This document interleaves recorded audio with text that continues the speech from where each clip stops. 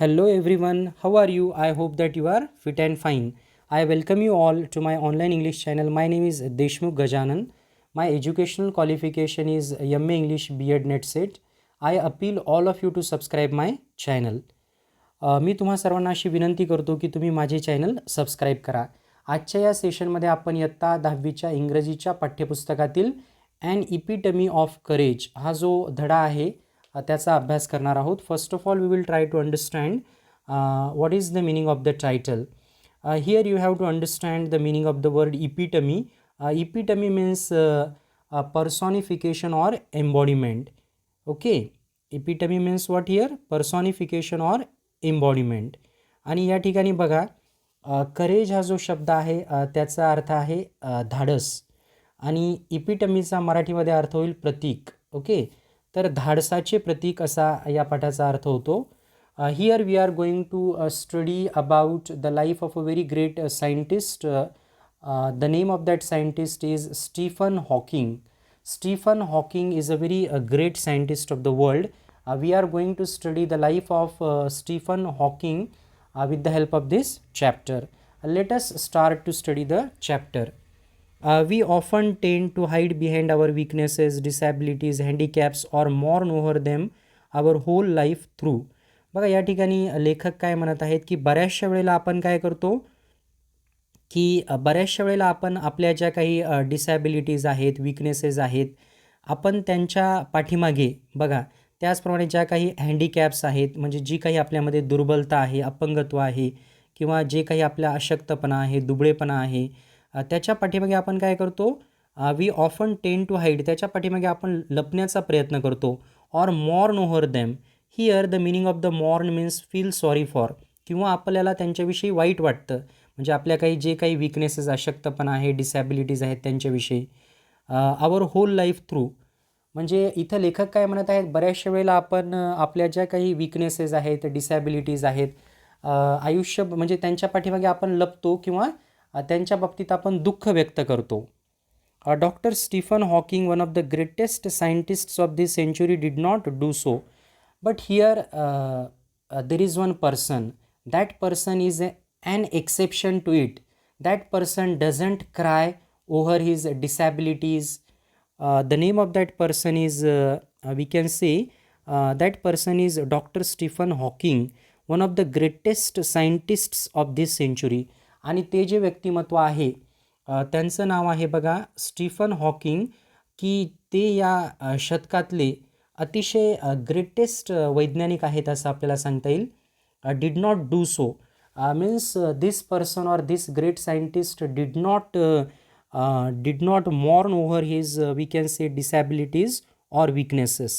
In spite of suffering from a very rare and dreaded disease, Dr. Hawking continued his research undaunted. बघा या ठिकाणी doctor Hawking जे होते ते अतिशय डेंजरस डिसीजमधून सफर करत होते, तरीसुद्धा त्यांनी त्यांचा विज्ञानातला जो काही रिसर्च आहे अतिशय चांगल्या प्रकारे त्यांनी तो रिसर्च पूर्ण केलेला आहे.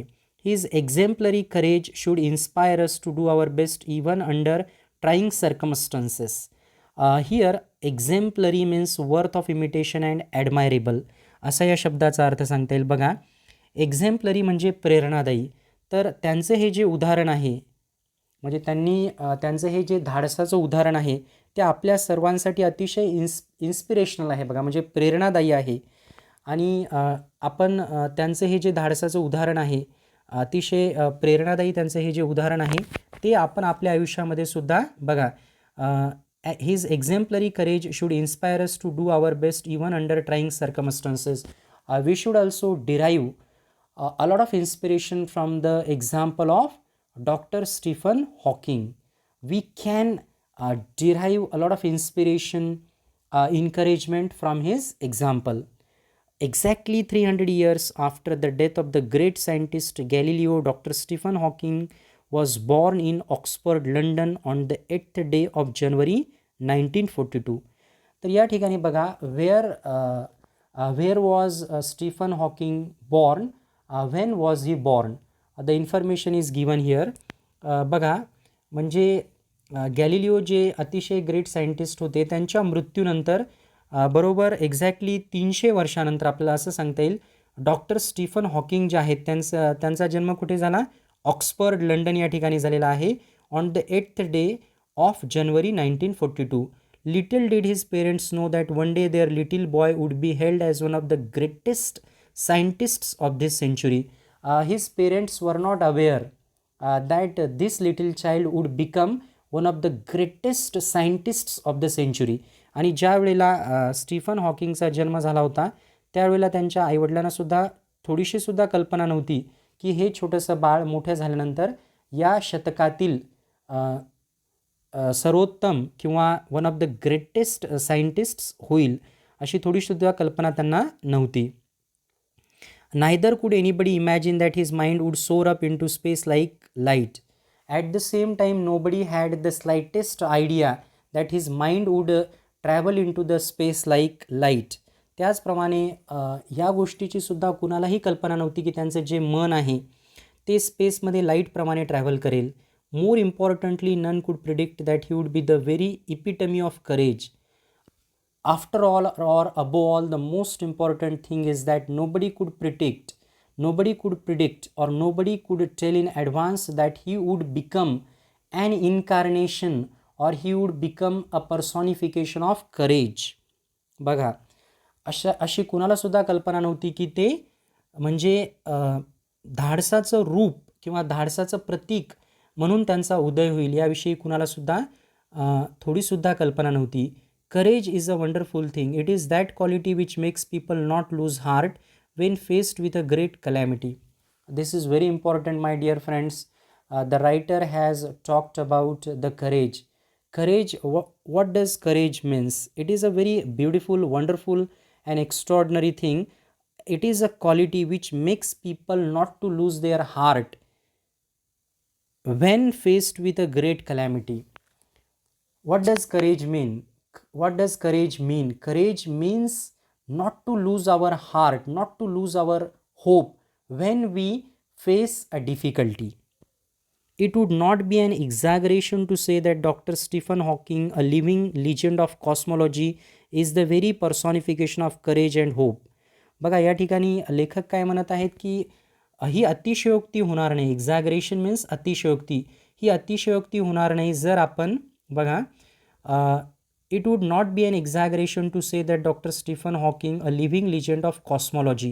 Cosmology means study of origin and development of the universe. या ठिकाणी बघा कॉस्मॉलॉजीचा अर्थ आहे मराठीमध्ये विश्वनिर्मितीचा अभ्यास. या ठिकाणी लेखक काय म्हणत आहेत? It would not be an exaggeration to say that doctor Stephen Hawking, a living legend of cosmology, म्हणजे जे डॉक्टर स्टीफन हॉकिंग आहेत म्हणजे ते लिव्हिंग लिजेंड आहेत कॉस्मॉलॉजीच्या बाबतीत. आपण जर त्यांना म्हटलं बघा is the very पर्सॉनिफिकेशन of courage and hope, आणि ते म्हणजे धैर्य आणि आशा यांचं ते एक प्रतीक आहेत. He is an expert of cosmology. बघा त्याचप्रमाणे ते कॉस्मॉलॉजीच्या बाबतीत अतिशय एक्सपर्ट आहेत. Except his mind his whole body is bound to a wheelchair thanks to a cruel quirk of fate. And see here how we can say how badly the fate behaved with a great scientist. The whole body, we can say his whole body is bound to a wheelchair except his mind. या ठिकाणी बघा म्हणजे दैव जे आहे किंवा फेट जे आहे त्याची थट्टा बघा आपल्याला असं म्हणता येईल, किंवा क्वर्क ऑफ फेटचा अर्थ आहे बघा unexpected change of destiny. Destiny म्हणजे दैवाचं वळण. बघा की हे जे ग्रेट सायंटिस्ट आहेत त्यांचं पूर्ण शरीर एका व्हीलचेअरला बांधून आहे, शिवाय त्यांच्या मनाला सोडून, म्हणजे त्यांचं मनच फक्त कसं आहे फ्री आहे, बाकी त्यांची होल बॉडी जी आहे ती व्हीलचेअरला बाइंड आहे असं आपल्याला म्हणता येईल. Yet he is one of the greatest scientists of this century. But see how brave doctor Stephen Hawking is. He is the greatest scientist. He is the greatest scientist of this century. He is one of the greatest scientists of this century. An average child, Stephen grew up to be a normal teenager full of mischief and lots of love for music and mathematics. When Stephen Hawking was born, he was an average child. बघा ते अतिशय म्हणजे सामान्य किंवा normal child होते. आणि एक normal टीनेजरप्रमाणे ते वाढत गेले आणि फुल ऑफ मिस्चीफ म्हणजे त्यांना दंगामस्ती करणे, धिंगाणा करणे ह्या गोष्टीसुद्धा आवडत असत. And lots of love for music and mathematics, त्याचप्रमाणे त्यांना संगीत आणि गणितामध्ये विशेष आवड होती. Even though his father wanted him to study medicine he was bent on studying mathematics.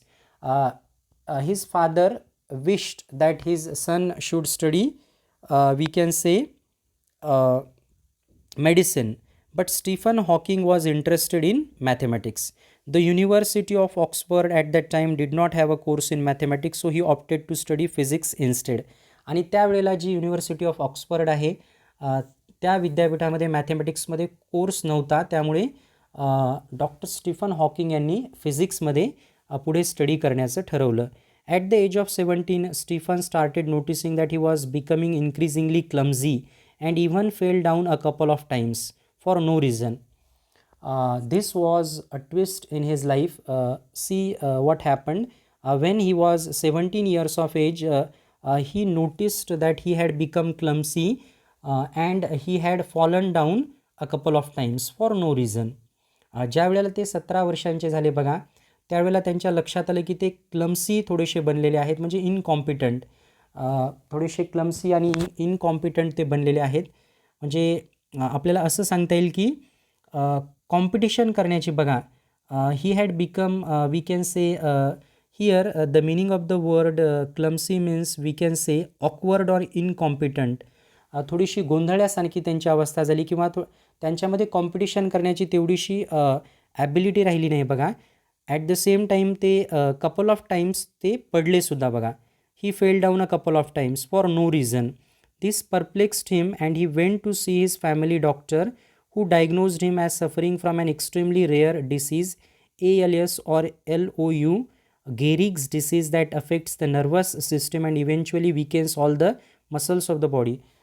After this, he went to see his family doctor, and his family doctor, we can say, treated him, and he was diagnosed with suffering from a very rare disease called ALS or LOU, Gehrig's disease, which affects the nervous system, which gradually weakens all the muscles of the body.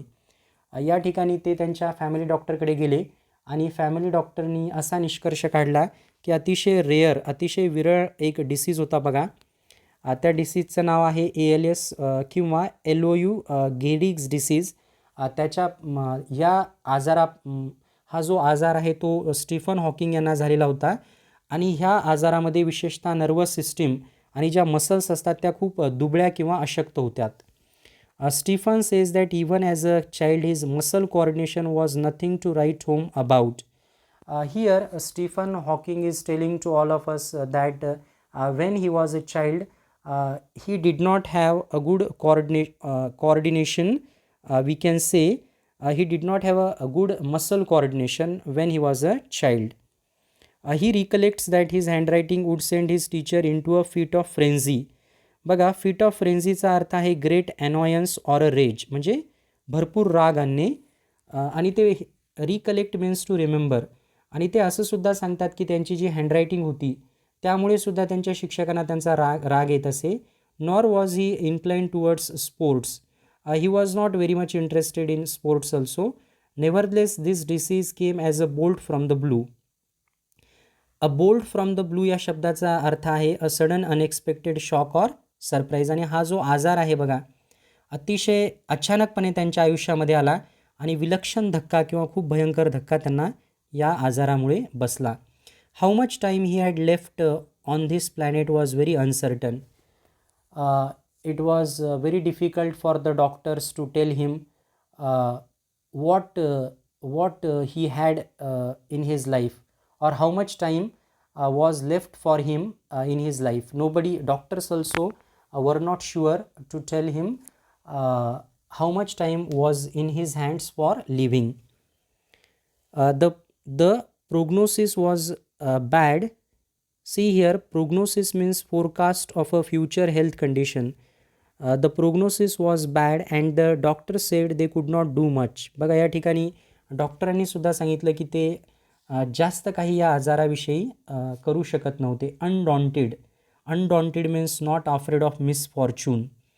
या ठिकाणी मात्र आपल्याला असं लक्षात घ्यायचं आहे की हे जे आहेत आपल्याला असं लक्षात घ्यायचं आहे की हे जे सायंटिस्ट आहेत स्टीफन हॉकिंग ते मात्र थोडेसुद्धा विचलित झाले नाहीत बघा. See here he was undaunted. You should okay undaunted means here try to understand the meaning of the word not afraid of misfortune.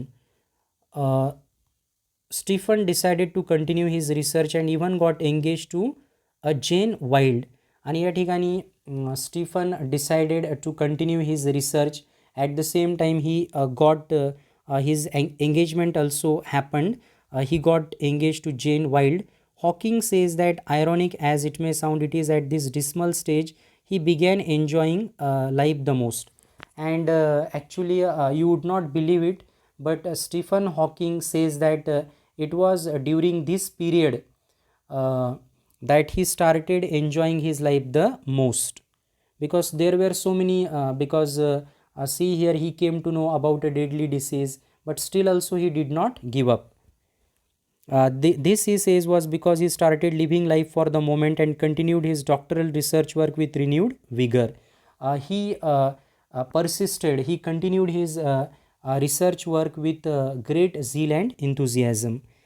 In the meanwhile, the disease worked its way into Stephen's body and left him disabled. बघा, आणि काळाच्या ओघामध्ये काय झालं, तो जो आजार होता त्यानंसुद्धा त्याचं भयंकर रूप दाखवण्यास सुरुवात केली आणि स्टीफन हॉकिंगच्या शरीरामध्ये तो पसरला आणि एक प्रकारे स्टीफन हॉकिंग जे आहेत त्यांना पूर्णपणे डिसेबल्ड करून या आजाराने सोडलं. He began studying the concept of black holes to get his PhD. बघा, आणि नंतर मग त्यांनी ब्लॅक होल्स या कन्सेप्टची स्टडी करण्यास सुरुवात केली त्यांची PhD प्राप्त करण्यासाठी.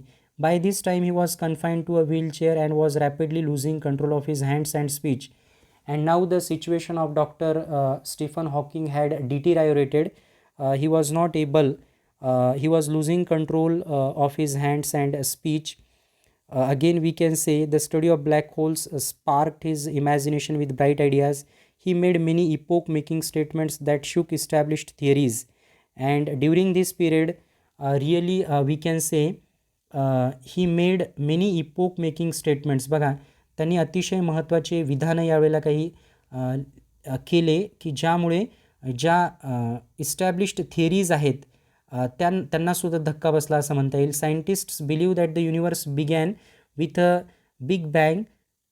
To explain this concept better, Stephen invented what is known as Lie algebra. आणि या ठिकाणी बघा, वैज्ञानिकांचा सुद्धा असा विश्वास बसला की युनिवर्स जे आहे, विश्व जे आहे, त्याची सुरुवात कशी झालेली आहे, बिग बँगपासून झालेली आहे.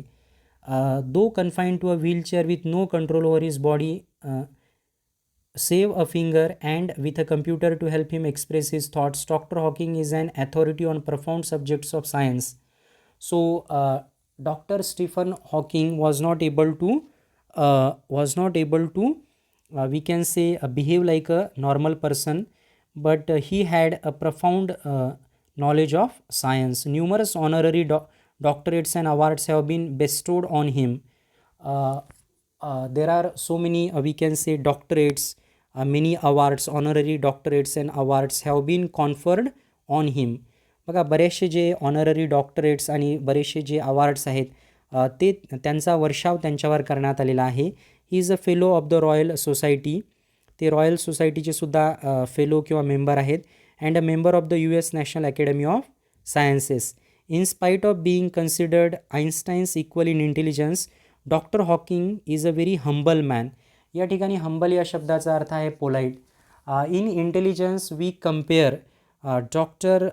Hawking with Einstein, but still also Dr. Stephen Hawking is a very humble or polite person. He does not we can say he is not he doesn't boast about his achievements.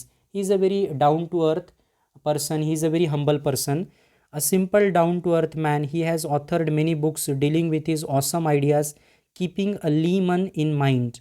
बघा, या ठिकाणी Lehman या शब्दाचा अर्थ आहे ordinary person without any special skills or knowledge. आणि आपल्याला असं सांगता येईल की त्यांनी बऱ्याचशा पुस्तकांचं लिखाण केलेलं आहे. ते ऑथर्स आहेत बऱ्याचशा पुस्तकांचे. आणि हे जे बुक्स आहेत, all these books deal with his awesome ideas keeping a lemon in mind. So he doesn't write like a very we can say an extraordinary scientist. He always keeps we can say an layman means an ordinary person without any special skills or knowledge. तर या ठिकाणी lemon माइंडमध्ये ठेवून ते काय करतात, पुस्तकं लिहितात. His writing is full of wit and humour. There is wit and humour which we can find in his writings. His writing is full of wit and humour. So really see here, आपल्याला त्यांच्या रायटिंगमध्ये wit, humour ह्यांचासुद्धा अनुभव येतो. We can experience wit and humour in his writing.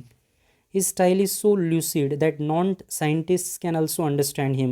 His book, A Brief History of Time, is one of the best-selling books of our times. आणि त्यांचं जे पुस्तक आहे a brief history of time, हे जे पुस्तक आहे ते आपल्या काळातील बेस्ट सेलिंग पुस्तक आहे असं आपल्याला म्हणता येईल. On being asked how he feels about having the dreadful ALS, doctor Hawking the quintessence of optimism and hope says, not very different from the rest. I try and lead a normal a life as possible. बघा या ठिकाणी लक्षात घेण्याचा प्रयत्न करा की ज्या वेळेला बघा त्यांना असा प्रश्न विचारण्यात येतो की त्यांना कसं वाटतं, म्हणजे हाऊ ही फील्स, की त्यांना अतिशय गंभीर आजार आहे ALS. त्यावेळेला ते कसं उत्तर देतात बघा. ज्या वेळेला त्यांना विचारण्यात येतं की तुम्हाला अतिशय गंभीर आजार आहे, तर तुम्हाला कसं वाटतं, तर बघा doctor Hawking the quintessence of optimism, ते काय म्हणतात बघा, अतिशय आपल्याला असं म्हणता येईल की ऑप्टिमिझम म्हणजे आशावाद. अ परफेक्ट एक्झाम्पल बघा, क्विंटेसन्स म्हणजे ते आशावादाचं अतिशय परफेक्ट एक्झाम्पल आहेत. आणि काय म्हणतात ते, not very different from the rest. He says that he is not very different from the rest. He is also very much normal like the rest of the people. I try and lead a normal a life as possible. He says that he tries to lead a normal life and not think about my condition or regret the things it prevents me from doing, which are not many. Dr. Hawking firmly believes that in the next millennium, science will discover the core secrets of the universe, its origin, its history, and maybe even predict its ultimate demise. Here, the meaning of the word demise means we can say death. So see here, what faith or what does Dr. Hawking believe. या ठिकाणी बघा त्यांचं म्हणजे ते कशावरती त्यांचा विश्वास आहे बघा. ते म्हणत आहेत की नेक्स्ट मिलेनियममध्ये बघा विज्ञान कशाचा शोध लावेल, की बघा विज्ञान बऱ्याचशा अशा गोष्टींचा शोध लावेल, म्हणजे will discover the core secrets of the universe. हे जे जग आहे, आपल्याला असं सांगता येईल की हे जे जग आहे त्याचे जे महत्त्वाचे सिक्रेट्स आहेत त्याचा शोध लावेल. At the same time how the world was originated, what the history of the world was, how the world is going to end. या सर्व गोष्टींचा आपल्याला असं सांगता येईल की या सर्व गोष्टींचं हे जे आहे डिस्कवर किंवा या सर्व गोष्टींचं जे इन्व्हेन्शन आहे किंवा जो शोध आहे तो विज्ञान नक्कीच लावेल. बघा पुढील 1000 वर्षात असं आपल्याला सांगता येईल विज्ञान या गोष्टींचा शोध लावेल. Like doctor Hawking, there are many people who display exemplary courage in their lives. There are many people like doctor Stephen Hawking who have shown exemplary courage in their lives. Let us salute all those brave people who, in spite of being disabled, strive to do their best. We must salute all these people, in spite of being disabled, have strived to their best, to do their best. See here, there are many people around us who are disabled, but still also we can say they have shown their bravery. They have overcome their disability. So we must salute them, and from them we can learn so many things. We should learn from them how to overcome the problems. I hope that you must have understood the chapter. We can learn so many things from the life of Dr. Stephen Hawking. We can understand that we should not cry over our problems. We must fight with our problems. We must overcome our hurdles, difficulties and disabilities.